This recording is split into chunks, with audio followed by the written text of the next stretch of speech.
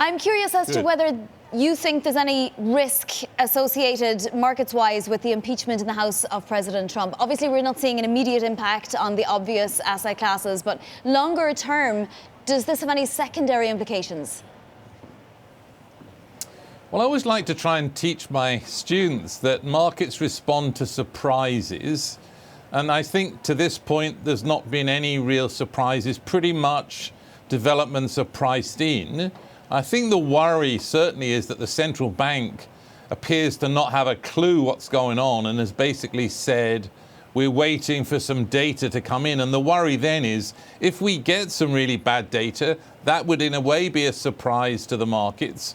And the Fed would have to sort of step in, and by which point it would be too late. So I don't think at the moment there's really anything to sort of be concerned about, in the sense that the markets pretty much know what's coming. Doesn't look like the Senate's going to remove him.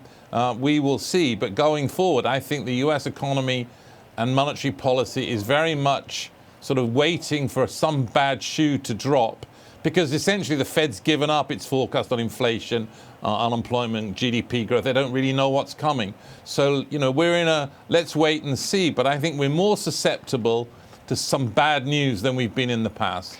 Danny, what's your explanation for why there doesn't seem to be any shoe dropping whatsoever? Markets are holding up, the economic data is not so terrible, and it really seems like the fundamentals are holding solid. Yeah, it is pretty interesting that this recovery has continued now, the longest recovery ever. That the markets are pretty strong, and that the U.S.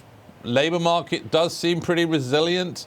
The obvious concern, I think, is that we should look at manufacturing.